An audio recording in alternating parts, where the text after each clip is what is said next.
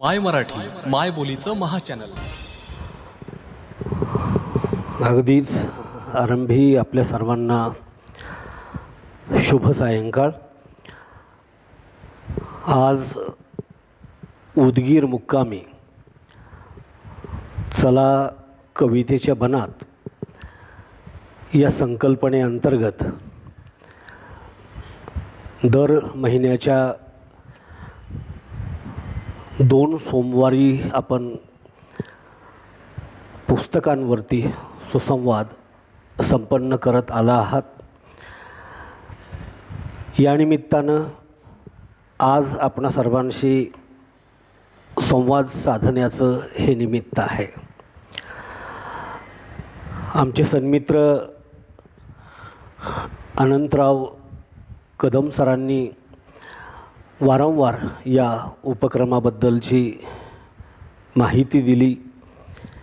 या निमित्ताने एखाद्या पुस्तकावरती आपल्या सर्वांशी बोलावं या संदर्भातही संवाद झाला, परंतु कुठल्या कारणानं आजपर्यंत येता आलं नाही. परंतु आज या निमित्तानं मी आपल्यासमोर उभा आहे.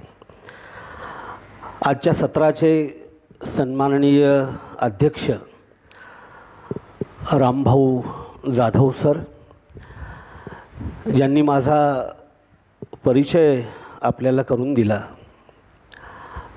माझे वंदनीय मामा स्वर्गवासी नामदेवराव शिंदे यांचे सहकारी प्राध्यापक राजपाल पाटील सर, या मैफिलीचा सूत्रसंवाद ज्यांच्याकडे आहे ते सन्माननीय म्हेत्रे सर, आणि आपल्यासमोर आवर्जून या उपक्रमाच्या निमित्तानं सगळ्या अडथळ्यांवरती मात करून घेऊन आलेले माझे जिव्हाळ्याचे मित्र कविवर्य राजेसाहेब कदम सर. या मैफिलीमध्ये 323वा हा कार्यक्रम आज संपन्न होतो आहे. आपल्या परिसराला, आपल्या मातीला, आपल्या माणसांना भेटता यावं, बोलता यावं, या निमित्तानं काही जिव्हाळ्याच्या साहित्यिकांवरती आपण अंतःकरणपूर्वक चर्चा केलेली असणार आहे. मीही या निमित्तानं ज्यांच्यामुळं मला साहित्यात पाऊल टाकता आलं, ज्यांच्यामुळं साहित्य विश्वाचा जवळून परिचय झाला, ज्यांचा स्पर्श झाला नसता तर कदाचित हे कविता लिहिणं, साहित्याची पुस्तकं वाचणं, अंतःकरणपूर्वक काही बोलता येणं, अशा सगळ्या गोष्टींपासून मी कोसो दूर राहिलो असतो. ज्यांच्या वर्गात मी प्रत्यक्ष बसलो नाही, परंतु ज्यांचं वागणं, ज्यांचा सहवास, ज्या माणसाला बघून परळीच्या खूप साऱ्या लोकांचं आयुष्य बदलून गेलं, अशा एका थोरल्या माणसाचा परिचय आपल्या उदगीरकरांना करून द्यावा आणि माय मराठी चॅनलच्या माध्यमानं तो अवघ्या विश्वाला व्हावा, अशी एक अंतःप्रेरणा घेऊन मी माझे वंदनीय गुरुजी आबासाहेब वाघमारे यांच्या हिरवीगार शीळ या पुस्तकावरती संवाद साधण्याचा प्रयत्न करणार आहे. सन्मित्र हो, उपस्थितांमध्ये माझ्या वडिलांच्या वयाचे बुजुर्ग आहेत. मी आपल्या सर्वांचं अंतःकरणपूर्वक अभिवादन करतो. आज संत तुकडोजी महाराजांची पुण्यतिथी आहे.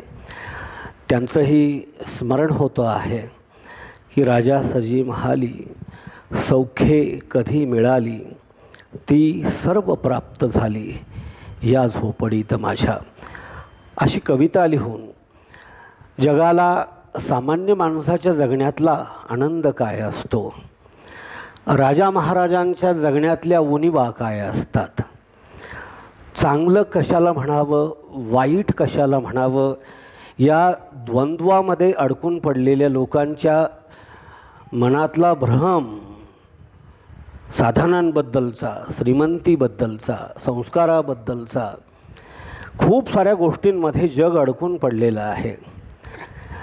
आपल्या डोळ्यावरती आलेले पडदे काढून टाकण्याचं काम ज्या साधू पुरुषानं, ज्या संत पुरुषानं, ज्या महापुरुषानं केलं, त्या वंदनीय तुकडोजी महाराजांच्या बोले तैसा चाले अशी कृती असणाऱ्या महापुरुषाचं स्मरण होणं या निमित्तानं स्वाभाविक आहे. या सभेमध्ये मी आपल्या सर्वांच्या साक्षीनं वंदनीय तुकडोजी महाराजांनाही अभिवादन करतो. मी ज्या गुरुजींबद्दल आपल्याला बोलत होतो ते सन्माननीय आबासाहेब गणपतराव वाघमारे. परळीला ते आबा वाघमारे, आबा गुरुजी, वाघमारे गुरुजी म्हणून सुपरिचित आहेत.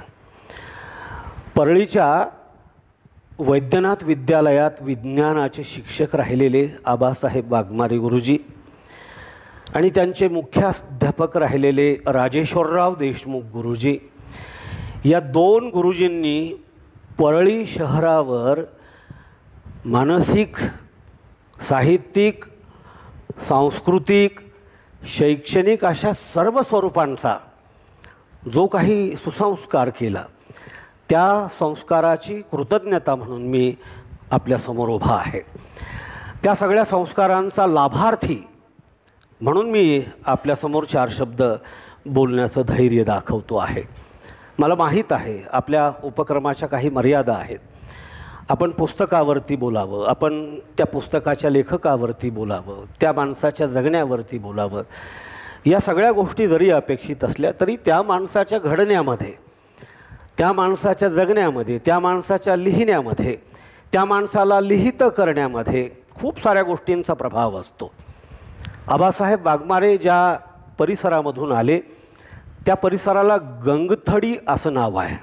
गंगेच्या काठावरचं, गोदावरीच्या काठावरच्या एका छोट्या गावातून आबासाहेब वाघमारे सर परळीला आले. परळीच्या वैद्यनाथ विद्यालयात विज्ञानाचे शिक्षक झाले आणि विज्ञान शिकवत असताना विवेक पण शिकवला पाहिजे. विज्ञान शिकवत असताना वस्तुनिष्ठता पण शिकवली पाहिजे. विज्ञान शिकवत असताना अंधश्रद्धांबद्दल सुद्धा बोललं पाहिजे. विज्ञान शिकवत असताना विवेकवाहिनीबद्दल सुद्धा बोललं पाहिजे. विज्ञान शिकवत असताना तुकडोजी महाराजांबद्दल सुद्धा बोललं पाहिजे. असं जागृत मन घेऊन जगणारा शिक्षक जेव्हा एखाद्या वर्गात उभा राहतो तेव्हा त्या वर्गातल्या विद्यार्थ्यांचं जगणं, त्या विद्यार्थ्यांच्या जगण्यात येणाऱ्या अडीअडचणी, त्यांचे प्रश्न कसे चुटकीसरसे सुटून जातात हे परळी परिसरात वैद्यनाथ विद्यालयात शिकलेल्या लेकरांना आणि गुरुजींच्या सहवासात साने गुरुजी कथामालेच्या माध्यमातून आलेल्या लेकरांना ते किती जवळून कळलं आहे त्याचा मी एक साक्षीदार आहे. आबा गुरुजी साने गुरुजी कथामाला परळीमध्ये चालवत आणि त्या साने गुरुजी कथामालेमध्ये परळी शहरातल्या वेगवेगळ्या शाळांमधून शिकणारे संवेदनशील शिक्षक आणि त्या संवेदनशील शिक्षकांनी घडवलेले काही चांगले लेकरं ते जाणीवपूर्वक अशा सुंदर एखाद्या हॉलमध्ये घेऊन यायचे आणि साने गुरुजीची एखादी कथा त्या लेकरांना छान सांगितली जायची आणि त्या कथेच्या ऐकण्यातून त्या लेकरांवरती जे छान संस्कार घडले, जे लेकरं त्यांच्या वर्गात बसलेले नव्हते, ते त्यांच्या शाळेचेही नव्हते, परंतु साने गुरुजी कथामालेमुळे त्यांच्या संपर्कात आले. मी तो एक विद्यार्थी आहे जो साने गुरुजी कथामालेमुळं आबासाहेब वाघमारे गुरुजींच्या संपर्कात आलो. मी जिल्हा परिषद माध्यमिक शाळा परळीचा 8वी 9वी 10वीचा विद्यार्थी आहे. वैद्यनाथ महाविद्यालयात शिकत असताना डॉक्टर बाबासाहेब आंबेडकर वसतिगृहामध्ये 8वी पासून ते BA 3rd इयरपर्यंत राहत असताना आबासाहेब वाघमारे गुरुजी वसतिगृहामध्ये विद्यार्थ्यांशी संवाद साधायला येत. 26 जानेवारीला येत, 15 ऑगस्टला येत, 1 मेला सुट्ट्या लागत असताना सुद्धा काही विद्यार्थी वसतिगृहात असायचे, त्यांना भेटायला बोलायला येत आणि त्यांच्या बोलण्यातून जे आयुष्य विद्यार्थ्यांना कळालं, मग ते विद्यार्थी वैद्यनाथ महाविद्यालयाचे असतील, परळीच्या ITI महाविद्यालयाचे असतील, परळीच्या वेगवेगळ्या शाळांमध्ये शिकलेले असतील अशा सगळ्या लेकरांना एक हळव्या मनाचा माणूस, साने गुरुजींचंच प्रतिरूप परळीमध्ये आहे का असं वाटावं असा एक स्वच्छ अंतकरणाचा माणूस आबासाहेब वाघमारे गुरुजींच्या निमित्तानं आम्ही वसतिगृहामध्ये पाहिला, आम्ही साने गुरुजी कथामालेमध्ये पाहिला, शाळा महाविद्यालयाच्या वार्षिक स्नेहसंमेलनांमधून गुरुजी अंतःकरणपूर्वक बोलायला यायचे तिथं पाहिला. गुरुजी छोट्या छोट्या कविता ऐकवायचे लेकरांना. त्यांची एक छोटी कविता मला या निमित्तानं आठवते, ज्या कवितेचं आणि या पुस्तकाचं फार जवळचं नातं आहे. विद्यार्थ्यांना बोलत असताना विद्यार्थ्यांमध्ये मिसळून आबासाहेब वाघमारे गुरुजी एक छोटी कविता वारंवार नेहमी ऐकवत.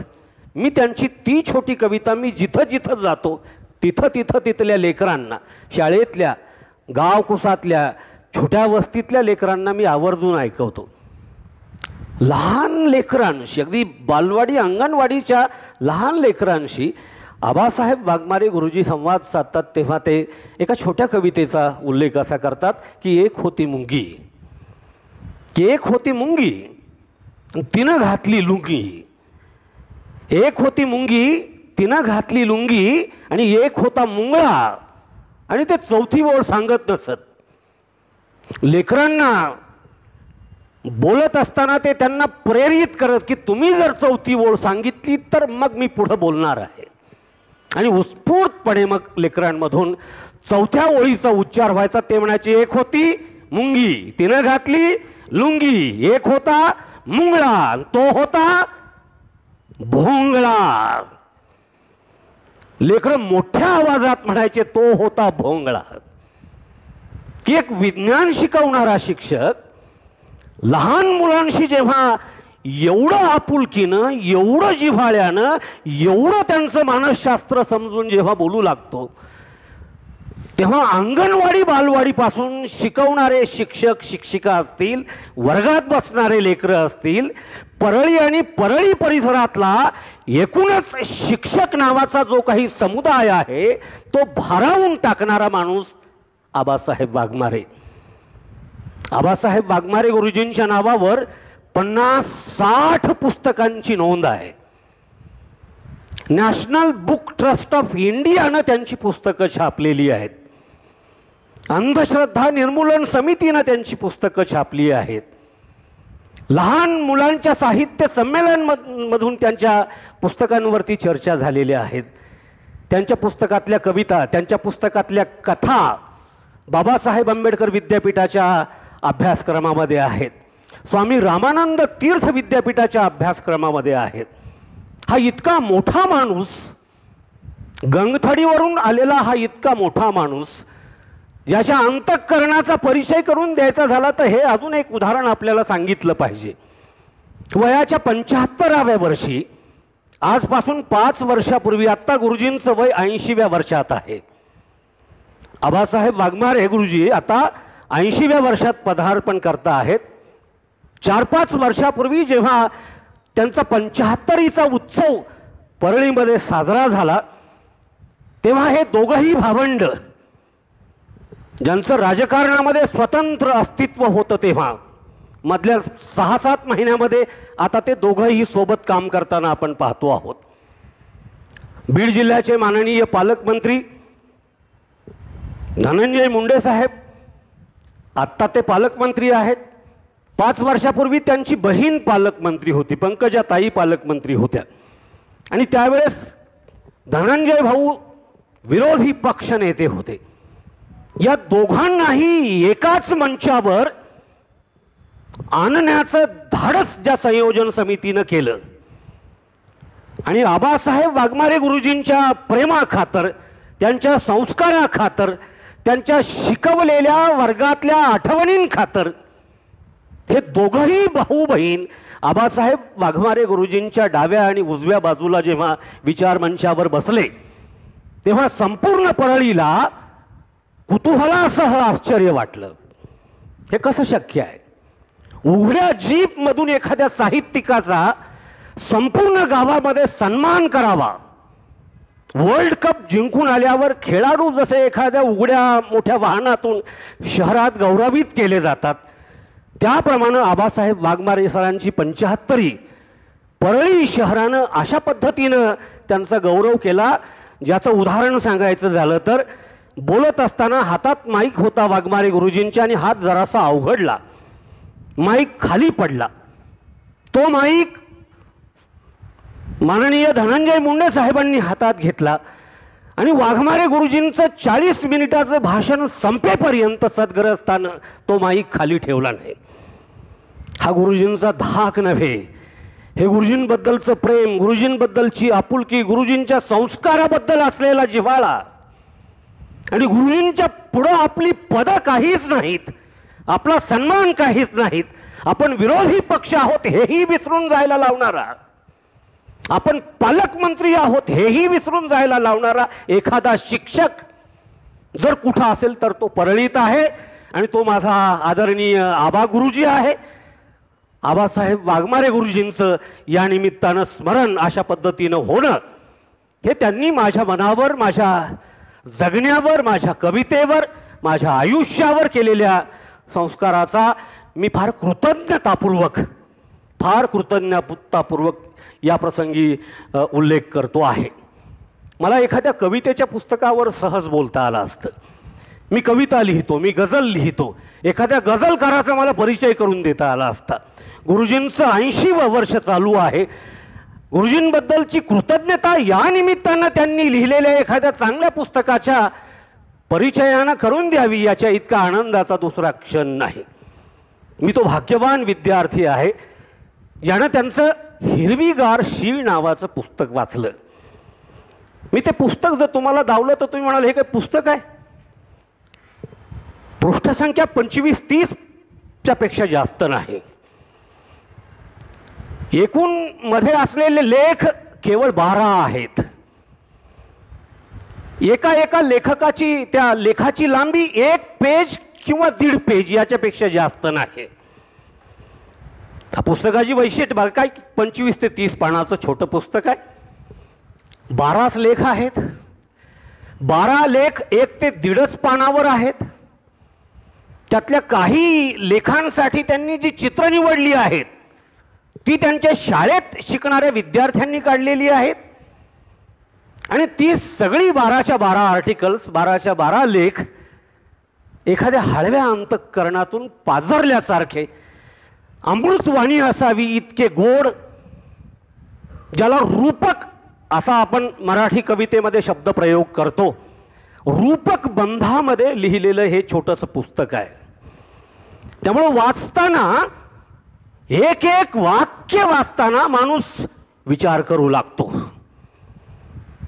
एखादी कविता जेव्हा लिहितो ते रूपकात येईल नाही, अजून दुसऱ्या कुठल्या छंदात येईल, अजून दुसऱ्या कुठल्या अलंकारात येईल, परंतु हे समग्र पुस्तक, या पुस्तकातली ओळ ना ओळ, एक ओळ स्वतंत्र कविता असावी, इतकं चिंतनशील, इतकं अंतःकरणाला गोड वाटावं असं माझ्यावर भाषिक संस्कार जर कुठल्या पुस्तकानं केले असतील तर ते या हिरवीगार शीळ या पुस्तकानं केलेली आहे. मराठी भाषेत गोडी किती आहे हे जर समजून घ्यायचं असेल तर हे पुस्तक मराठी भाषिकांसह महाराष्ट्रात राहणाऱ्या कुण्याही माणसानं ते वाचलं पाहिजे. दुर्दैव हे आहे ते आता आउट ऑफ प्रिंट आहे. परळीला 19वे मराठवाडा साहित्य संमेलन झालं. नाधो महानोर त्या संमेलनाचे सन्माननीय अध्यक्ष होते आणि NK देशमुख साहेब हे परळीचे पहिले नगराध्यक्ष, माननीय NK देशमुख साहेब त्या संमेलनाचे स्वागत अध्यक्ष होते. आबा गुरुजींनी एक संकल्पना मांडली की या संमेलनातून आपण परळीच्या साहित्यिकांची पुस्तकं छापली पाहिजेत. कुणी पुढाकार घेईना गेला. ते म्हणाले ठीक आहे, लहानात लहान माझं पुस्तक देतो, तिथून सुरुवात करूयात. आणि बघता बघता 50 पुस्तकं परळीच्या साहित्य संमेलनात माननीय नाधो महानोरांच्या हस्ते प्रकाशित झाले. स्वतःपासून एखाद्या चळवळीची सुरुवात, स्वतःपासून एखाद्या गोष्टीची सुरुवात, स्वतःपासून एखाद्या संस्काराची सुरुवात करणारा हा फार मोठ्या मनाचा माणूस आहे आबासाहेब वाघमारे. आणि म्हणून त्यांचं हे छोटंसं पुस्तक आता आउट ऑफ प्रिंट आहे. मी ते आणलं आहे. आपण एखादी झेरॉक्स कॉपी त्याची काढून घेऊन नंतर इथं बसलेल्या संपूर्ण बांधवांनी एकदा चाळावी, एकदा वाचावी. मी खात्री देतो पुस्तक वाचण्यापूर्वी तुमच्या काळजाचा असलेला रंग आणि पुस्तक संपल्यानंतर तुमच्या काळजात जो काही रंग निर्माण होईल, जो काही गंध निर्माण होईल, ज्या काही संवेदना निर्माण होतील, जी काही संवेदनशीलता जागृत होईल, तुम्हाला जे काही निराळेपण ते पुस्तक वाचल्यानंतर जाणवेल ते प्रचंड आनंददायी असणार आहे. ते प्रचंड सुखद असणार आहे. मला जेव्हा जेव्हा करमेन असं वाटतं तेव्हा तेव्हा हे पुस्तक मी चालतो. जेव्हा जेव्हा मन थोडंसं रुक्ष झाल्यासारखं वाटतं तेव्हा तेव्हा हे पुस्तक मी चालतो. जेव्हा जेव्हा मनाच्या विरुद्ध काहीतरी घडतं आहे असं वाटतं मी तेव्हा त्यातलं एखादं जरी प्रकरण वाचलं तरी पुन्हा माझं मन हिरवगार होऊन जातं. पुन्हा माझ्या अंतःकरणाला नवे अंकुर फुटू लागतात. पुन्हा जगण्याला हुरूप येऊ लागते.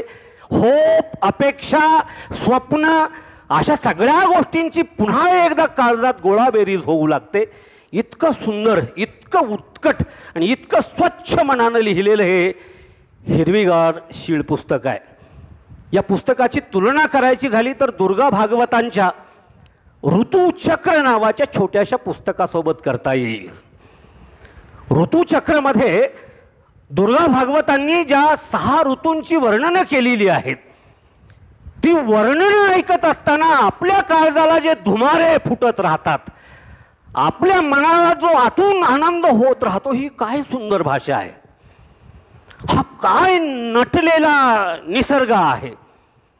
वर्षा ऋतूचं वर्णन ऐकताना आपल्याला, वाचताना आपल्याला जाणवतं की आपल्या अवतीभोवती इतकं छान हिरवगार आहे, इतक्या छान खळखळणाऱ्या नद्या आहेत, ही रंगीबेरंगी फुलपाखरं आहेत. हा इतका सुंदर वर्षा ऋतू पाहणं, जगणं, अनुभवणं, अंगावर घेणं, हे जसं दुर्गा भागवतांना वाटतं. उन्हाळ्याचं, वैशाखाचं वर्णन करताना जे वृक्षपण त्या वर्णन करतात, त्या ऋतूमध्ये जाऊन स्वतःच्या जगण्याला जे धुमारे फोडण्याचं कौशल्य त्यांच्या भाषेत आहे, ताकद त्यांच्या भाषेत आहे, ती आणि तितकीच ताकद आबासाहेब वाघमारे गुरुजींच्या हिरवीगार शीळ या पुस्तकामध्ये आहे. मला या पुस्तकाची तुलना अजून एका पुस्तकाशी करायची आहे. अण्णाभाऊ साठे यांनी लिहिलेलं माझा रशियाचा प्रवास हे पुस्तक जर आपण वाचलं, त्याही पुस्तकाची पृष्ठसंख्या 25-30 पानापेक्षा जास्त नाही. दुर्गा भागवतांच्या पुस्तकाची पृष्ठसंख्या 20-25 पानापेक्षा जास्त नाही. आणि हेही पुस्तक त्या अर्थानं तितकं छोटंच आहे. हे छोटे छोटे पुस्तकं इतक्या मोठ्या ताकदीचे आहेत, इतक्या मोठ्या विचाराचे आहेत, इतका मोठा भाषिक, सांस्कृतिक, शैक्षणिक संस्कार आपल्यावरती करणारे आहेत. हे कुतूहल वाटावं याच्यापेक्षा सुंदर आहे. त्यामुळे 100-200 पानाचंच पुस्तक असलं पाहिजे असं काही नाही. एखादं छोटंसं पुस्तक 10-5 पानाचंही असू शकतं आणि त्यात इतका गोडवा असू शकतो, त्यात इतकं चांगुलपण असू शकतं, त्यात इतका खरोखर अंतःकरणाला जपणारा, जगवणारा संस्कार असू शकतो, हे आपल्याला पटल्या वाचून राहत नाही. या पुस्तकातल्या काही लेखांबद्दल मी आवर्जून आपल्याशी बोलणार आहे. हे ललित संग्रहाचं पुस्तक आहे. ललिताची व्याख्या आपण ऐकली असेल आत्तापर्यंत. 323वा हा कार्यक्रम होतो आहे. एखाद दुसरं ललित या निमित्तानं आपल्यासमोर नक्की आलं असणार आहे की जी कथाही नाही, जी कादंबरीही नाही, जे नाटकही नाही, पण आहे काहीतरी ज्याच्यात लालित्य आहे, ज्याच्यात गंधाच्या भावना आहेत, सुगंधाच्या भावना आहेत, लयीचा संस्कार आहे, ज्याच्यामध्ये कानाला गोड लागणारं संगीत आहे, मनाला गोड लागणारा गोडवा आहे, भाषेचं काहीतरी छान आपल्यासमोर आणणारं जे साहित्यिक लेखन आहे ते ललित या गद्य प्रकारामध्ये येतं. मला ते गद्य म्हणावं असं बिलकुल वाटत नाही, ते पद्य आहे. एक दोन ओळीमध्ये जे लालित्य आहे, जी सुंदरता आहे, जे सौंदर्य आहे, एखादा शब्द जेव्हा लेखक कवी लिहितो तो कवितेचा असतो, परंतु दुर्दैवानं तो धड्यामध्ये येऊन जातो. एखादी ओळ धड्यामध्ये येऊन जाते, गद्यामध्ये येऊन जाते. परंतु गद्यसुद्धा सलगपणे एखादा माणूस जेव्हा लिहू लागतो तेव्हा त्यातलं लालित्य तुटत नाही, तेव्हा त्यातली लय तुटत नाही. एखादी मुक्त छंदातली कविता वाचावी, मुक्त छंदातली कविता आणि ललित याच्यामध्ये फार सूक्ष्म भेद आहे. ही मुक्त छंदातली कविता एखादी सलग आठवण, एखादा सलग विषय, एखादी सलग सुंदरता आपल्यासमोर मांडून जातो. परंतु ललितामध्ये एखाद्या ओळीमध्ये असं काही की दुसऱ्या ओळीमध्ये अजून वेगळं काही छान,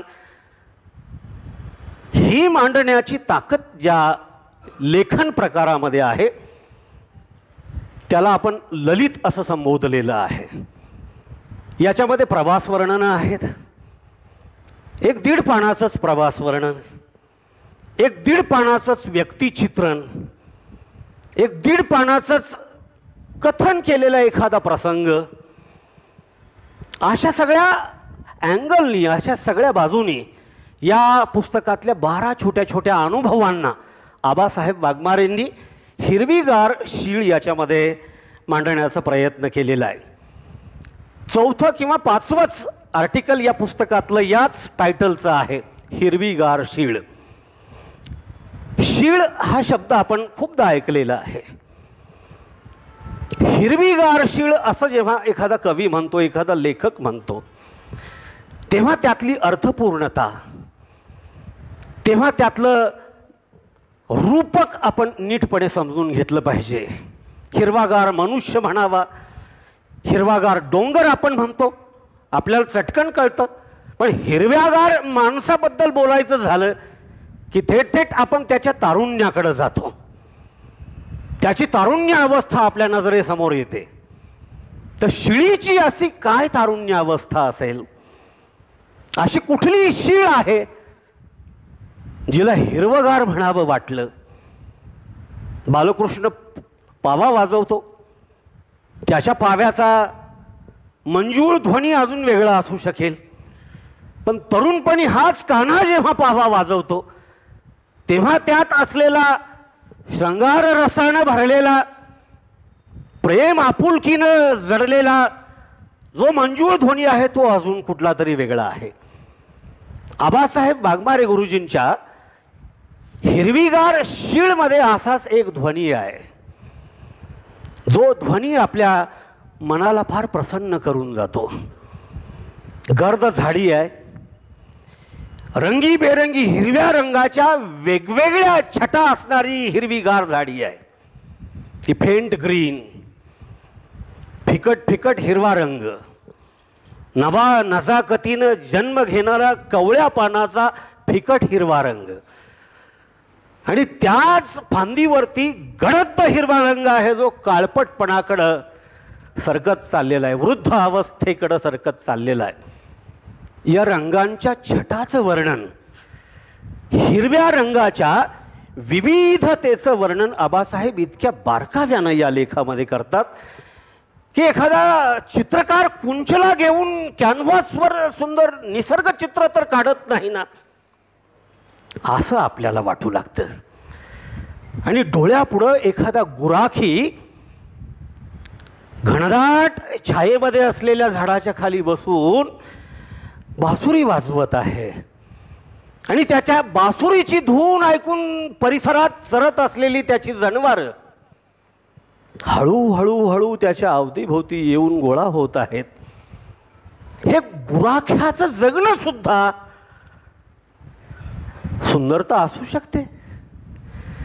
ती प्रत्येक वेळेस कृष्णाच्याच बासुरीमध्ये आणि त्याच्याच रासलीलांमध्ये असते असं नाही. आबासाहेब वाघमारे गुरुजींच्या हिरव्यागार शीळमधून हे वेगळेपण, या शिट्टीचं, या शीळचं वेगळेपण हे आहे की गुराख्याची विना पाव्याची वाजवलेली शीळ सुद्धा किती गोड लागते. ती केवळ माणसांनाच नाही तर प्राण्यांना सुद्धा गोड लागते, पशु पक्ष्यांना सुद्धा गोड लागते.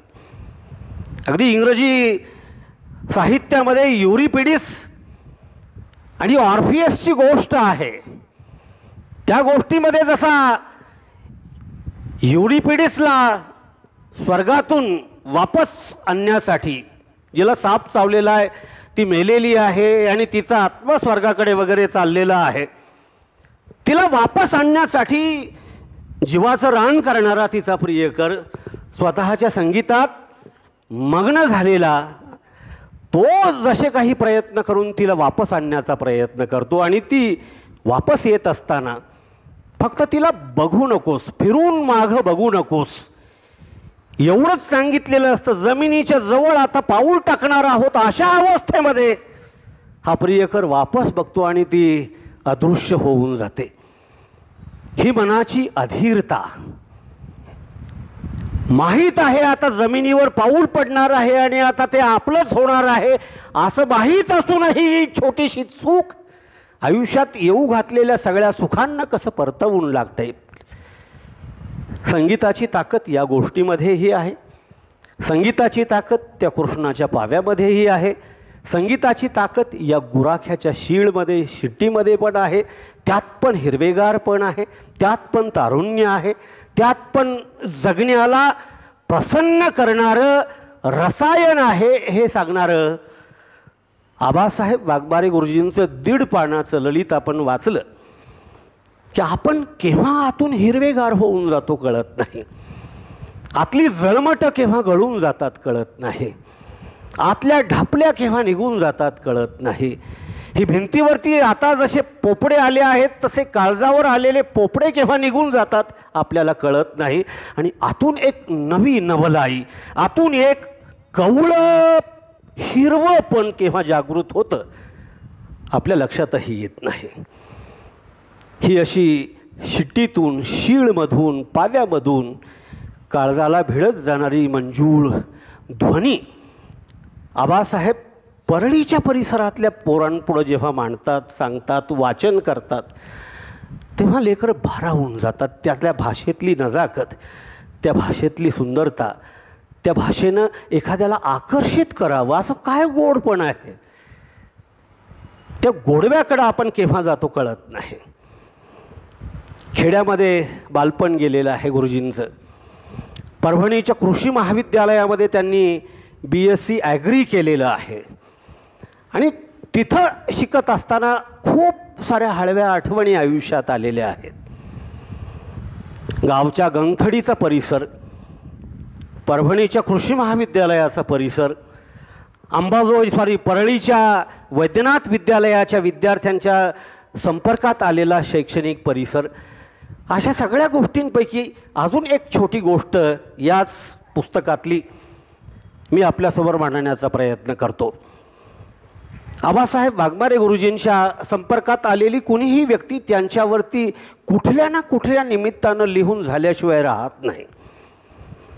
मग ते कथेचं असेल, लालित्याचं असेल, कवितेचं असेल, काही ना काही हा मनुष्य त्याचं करतो. संपर्कात आलेला माणूस हिरवागार झाल्याशिवाय राहत नाही. असे गावात संपर्कात आलेले शेजारी आहेत. आबासाहेब वाघमारे गुरुजींच्या शेजारी जगताप नावाचं एक कुटुंब आहे. जगतापांची श्रीमती वारलेली आहे, मुलगा तरुण आहे. 1-2 वर्षात जगतापही जातात आणि मुलाचं लग्न होतं. एका तरुण मुलाचं, शेतीत काम करणाऱ्या, फारसं शिक्षण नसलेल्या तरुण मुलाचं लग्न होतं. एक देखणी मुलगी, नात्यातलीच, गणगोतातलीच, घरी नांदायला येते. मोठं घर आहे, जगताप कुटुंब आहे, मोठं घर आहे, आबाच्या शेजारी आहे, गावात आहे, मोठा वाडा आहे. हा मुलगा शेतात कामाला जातो आणि रोज शेतात कामाला जाताना बायकोला एकच शब्द बोलतो, एकच वाक्य बोलतो की दार लोटून घे,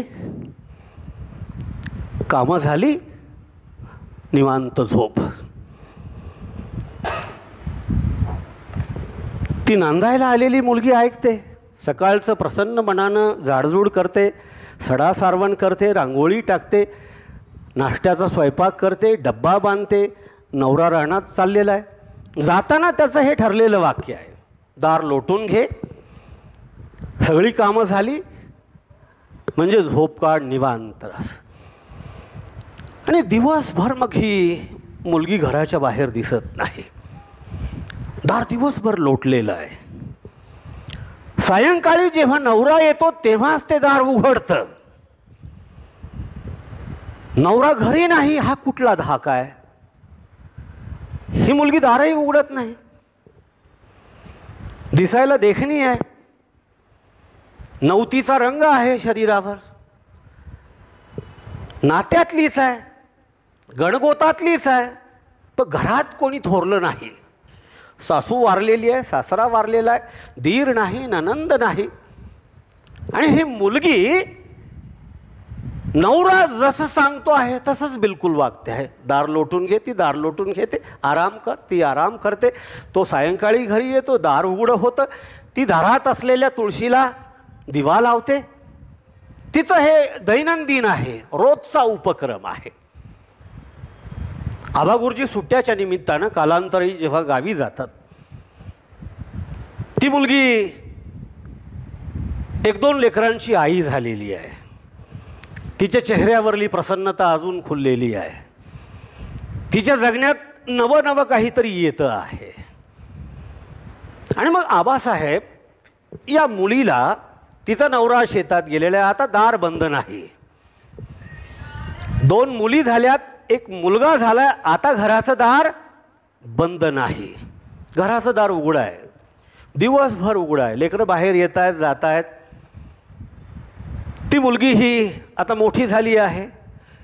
तिच्याही जगण्यात बऱ्यापैकी बदल झाले आहेत. अंगापिंडानं अजून सुंदरता खुलली आहे. आबासाहेब सहज विचारतात, नवरा अजून तसंच म्हणतो का ग? मी रानात चाललोय, दार लोटून घे, निवांत आराम कर. आणि ती खुदकन हसते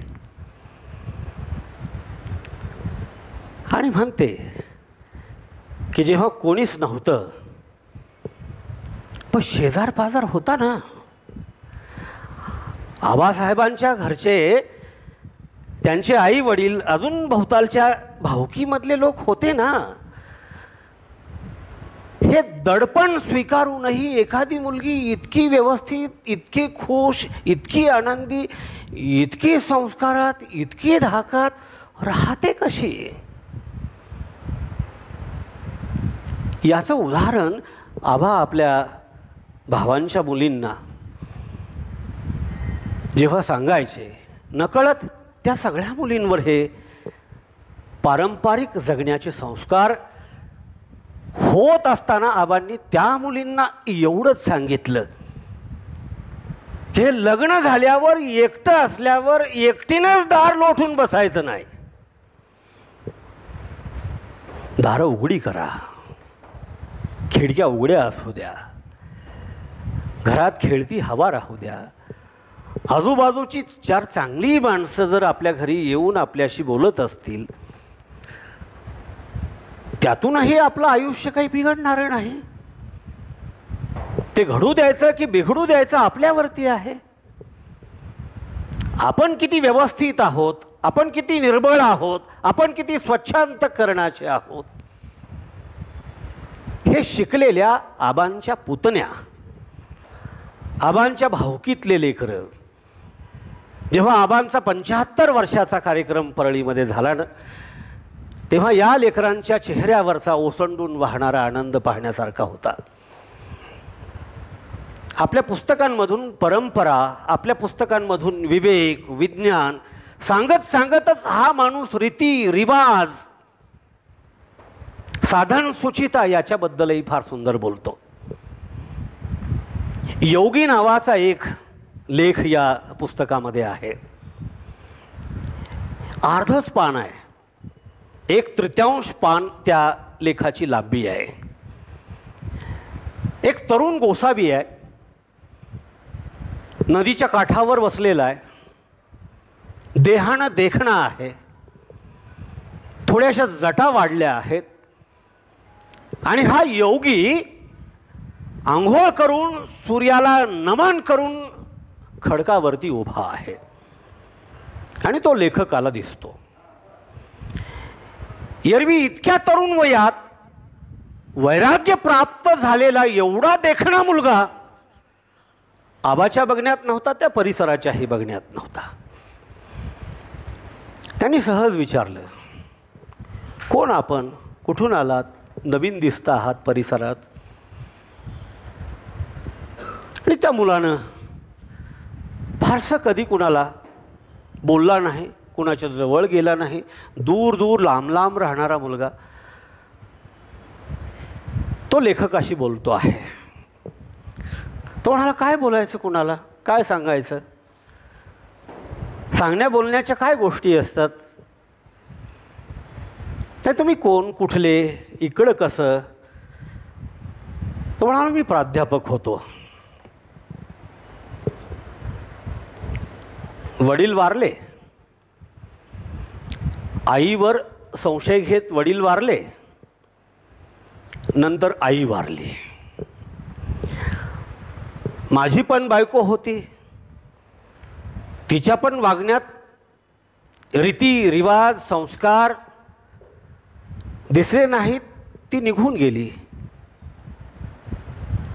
वडील गेले, आई गेली, बायको गेली. कुणासाठी जगायचं, कशासाठी जगायचं, का नोकरी करायची. कदाचित त्या काळात 40-50चे पगार असतील, तेवढा पगार कशासाठी मिळवायचा. मी तो गोळा झालेला संचयित झालेला सगळा पगार एका संस्थेला दान करून टाकला. घर होतं तेही एखाद्या संस्थेला देऊन टाकलं. हातात कमंडलू घेऊन फिरतो आहे. जगायला काय लागतं, 4 घास ते कुठंही कसेही मिळवता येतात. त्यासाठी आयुष्याची एवढी मोठी हेळसांड का सहन करत बसू. एकीकडं लोभानं, द्वेषानं, मत्सरानं माणसं जळफळाट होऊन जगण्याचाच प्रयत्न करत आहेत. हा तरुण प्राध्यापक म्हणतो की डोळ्या देखत बाप असा वागला, डोळ्या देखत आई अशी वागली, डोळ्या देखत बायको अशी वागली. जग जर असंच सगळं असेल तर आपण कशासाठी हा सगळा धनसंचय करत बसा, कुणासाठी हे सगळं करत बसा.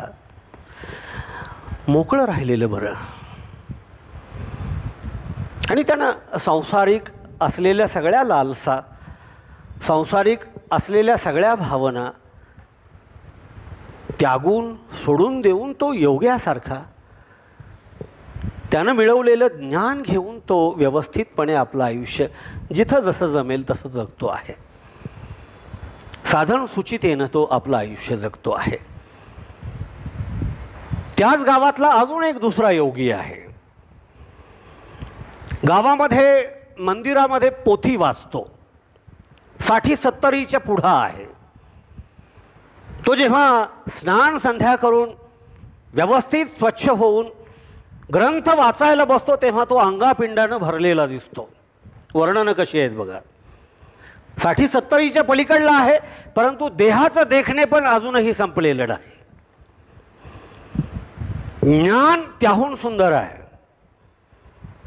ग्रंथातलं कथन करण्याची शैली त्याहून सुंदर आहे. त्यामुळे गावातले सगळे लोक त्यांच्या पोथीला श्रवणासाठी सायंकाळी गोळा होतात. लेखकाची आई पण जाते. लेखक लहान होता, आईचं बोट धरून तोही जायचा.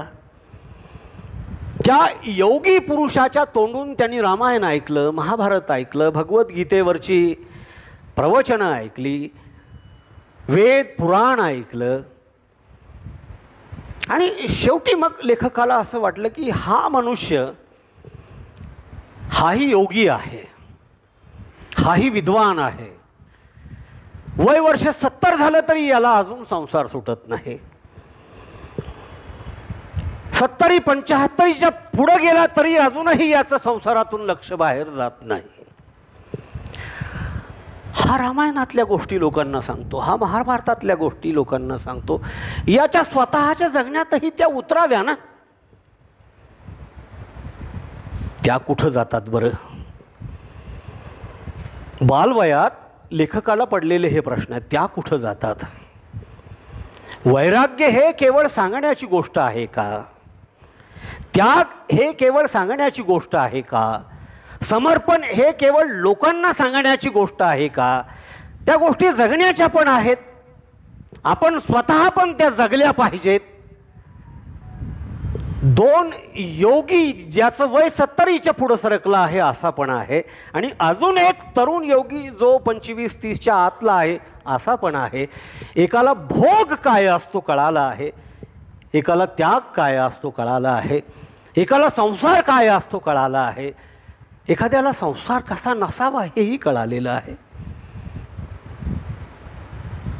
लेख फार छोटे छोटे आहेत, परंतु त्यातून जे लेखकाला सांगायचं आहे, आबा गुरुजींना त्यातून जे सुचवायचं आहे ते फार संवेदनशील आहे, ते फार नैतिकतेच्या जवळचं आहे.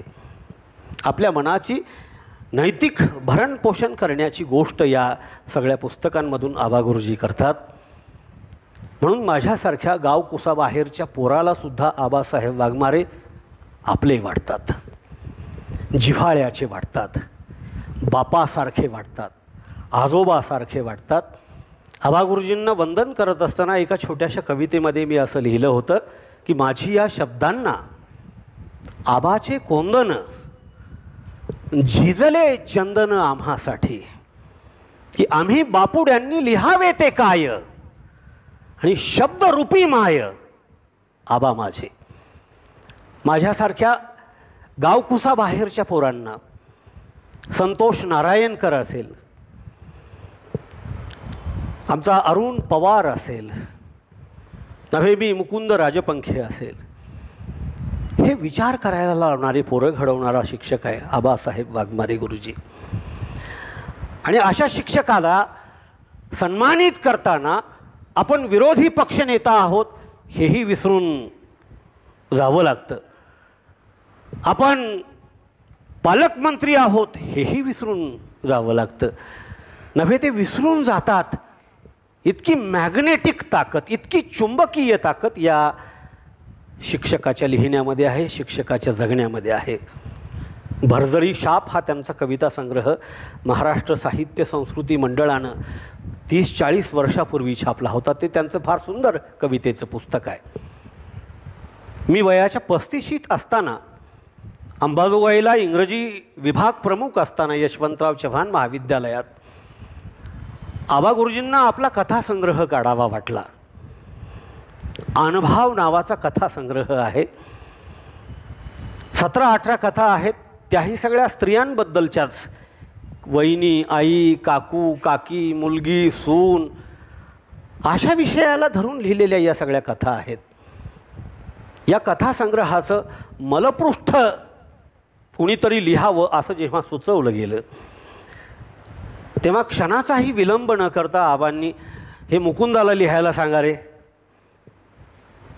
आणि 2 दिवसामध्ये आबा गुरुजीच्या पुस्तकाचं मलपृष्ठ मी लिहून दिलं, ज्याच्यामध्ये लिहित असताना असं म्हणालो की पुरुषांना माहेर असतं का? माहेर ही संकल्पना स्त्रियांशी संबंधित आहे, पुरुषांना माहेर असतं का? तर त्याचं उत्तर आहे असं आहे, पुरुषांना सुद्धा माहेर असतं. मी माझ्या माहेराबद्दल बोलतो आहे, आबासाहेब वाघमारे गुरुजींच्या गावाबद्दल बोलतो आहे, आबासाहेब गुरुजींच्या घराबद्दल बोलतो आहे, आबासाहेब गुरुजींच्या जगण्याबद्दल बोलतो आहे. आबासाहेब वाघमारे हे माझं माहेर आहे. या बुजुर्गानं, या शिक्षकानं जो लयीचा संस्कार माझ्या कवितेवरती केला, त्यांच्याकडे बघून तुकोबाजी म्हणायचे ना, बोले तैसा चाले त्याची वंदावी पाऊले. हा माणूस जसं बोलतो ना तसं जगतो, त्यामुळे तो जगताला आपला वाटतो. दयाल नावाचं पुस्तक आहे, ज्याच्यावरती आपल्या परिसरातील माझे स्नेही मारुती कसाब सरांनी फार सुंदर समीक्षा लिहिलेली आहे. त्यांच्या वयाच्या 75व्या वर्षी ग्रंथ छापला गेला. त्याच्यामध्ये मारुती कसाबांचं ते दयाल नावाचं पुस्तक आहे. जागतिक पातळीवर गाजलेलं पुस्तक आहे. त्या पुस्तकावरती केलेली समीक्षा आपण आवर्जून वाचावी. पुस्तकांची संख्या जरी 60-70 असली ना, पृष्ठसंख्या फारशी नाही, परंतु त्यातून दिलेला संस्कार फार मौलिक आहे. अशा विद्वान शिक्षकाबद्दल कृतज्ञतापूर्वक विद्यार्थ्यानं काही बोलावं याच्या इतका मोठा आनंद नाही. वयाच्या 80व्या वर्षी मी आबासाहेब वाघमारे गुरुजींना अभिवादन करण्याच्या निमित्तानं, आबासाहेब वाघमारे गुरुजींच्या जगण्यातलं हे नितळ निर्मळपण सांगत असण्याच्या निमित्तानं आपल्यासमोर बोलतो आहे. त्यांच्या भाषेतला गोडवा मी माझ्या काळजात जतन केल्यामुळं, त्यांच्या जगण्यातलं खरेपण मला खूप भावल्यामुळं, तो माणूस आत एक बाहेर एक असा बिलकुल नाही. तो कुणासाठीच नव्हता, तो कुणासाठीच नाही. तो जसा आत आहे तसाच बाहेर आहे, तो जसा बाहेर आहे तसाच आत आहे. एवढं निर्मळपण शिक्षक जर जगू लागला, विशेषत्वानं शिक्षक जर एवढं निर्मळ आयुष्य जगू लागला, माझ्या समकालीन पिढीमध्ये मला प्रभाकर साळेगावकर तसा जगल्याचा दिसतो. माझ्या समकालीन पिढीमध्ये मला शिवाजी आंबुलगेकर तसा जगल्याचा दिसतो. केजचे हनुमंत घाडगे गुरुजी तसं जगल्याचे दिसतात. आपल्या परिसरातही खूप सारी अशी नावं आपल्याला घेता येतील. माझे स्नेही राजकुमार मस्के सर तसं जगल्याचं मी पाहतो आहे. माधवराव गादेकर सर राजर्षी शाहू महाविद्यालयाचे मराठी विभाग प्रमुख राहिलेले, ते तसं जगण्याचं मी पाहतो आहे. हे माणसं आहेत आपल्या अवतीभोवती. ते आपल्या जिव्हाळ्याचे असोत नसोत, परंतु त्यांच्या जगण्यात मूल्य आहे, त्यांच्या जगण्यात संस्कार आहे. हा नायडोळे सरांनी भारावलेला परिसर आहे. आबासाहेब वाघमारे गुरुजींनी मी प्राध्यापक झाल्यावर माझ्याकडून आवर्जून वाचून घेतलेलं पुस्तक आहे प्राचार्य. आपल्याकडं बोलायला येण्यापूर्वी माझ्या मनात तो विचार येऊन गेला होता की मी नायडोळे सरांच्या प्राचार्य पुस्तकावर बोलावं का. मी MPhil PhD केलेल्या किशोर काळेच्या कोल्हाट्याच्या पोरवर बोलावं का, लक्ष्मण मानेच्या उपरावर बोलावं का, लक्ष्मण गायकवाडांच्या उचल्यावर बोलावं का, प्रई सोनकांबळेच्या आठवणीच्या पक्षीवर बोलावं का. मला वाटून गेलं. हे सगळे माझ्या जिव्हाळ्याचे विषय असूनही मी थोडेसे बाजूला ठेवले. मी म्हटलं चला आपल्या गुरुजींबद्दल आपण बोलूयात. वयाची 80वी चालत आहे गुरुजींची. हातपाय चालतात, बोलतात सुद्धा छान. बसले त्यांच्यासोबत. आजही तुम्ही बसलात बोलायला, 3-4 तास कसे निघून जातात तुम्हालाही कळणार नाही. ते मला कधीच कळलेलं नाही आजवर. त्यांच्यासोबत बसलो की आई कधीतरी चहाची कब्बशी घेऊन येते, पुन्हा कधीतरी थोडंसं फरसाण घेऊन येते, पुन्हा कधीतरी अजून खोबरं काहीतरी असतं ते घेऊन येते, पुन्हा काहीतरी अजून छानपैकी पेय घेऊन येते आणि तासनतास चर्चा चालू असते. गुरुजीही थकत नाहीत आणि त्यांना भेटायला जाणाऱ्या माणसालाही थकवा येत नाही. ही हिरवीगार शीळ आपण एकदा फुकून पहा. ही हिरवीगार शीळ एकदा आपण अनुभवून पहा. मी जे गुरुजींबद्दल बोललो त्याचा अनुभव आपल्याला आल्याशिवाय राहणार नाही.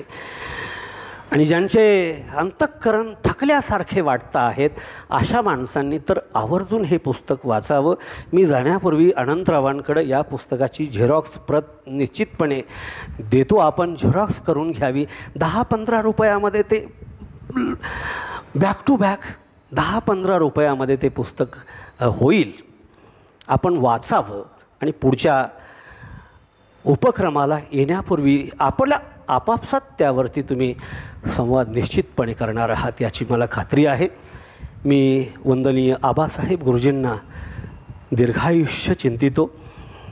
आदरणीय गुरुजींना प्रकृती स्वास्थ्य लाभो आणि त्यांनी लिहिलेली पुस्तकं आम्ही जशी वाचली तशी आपण हे मिळवून वाचावीत अशी आग्रहाची विनंती करतो आणि आपल्या सर्वांची रजा घेतो. धन्यवाद. थँक्यू.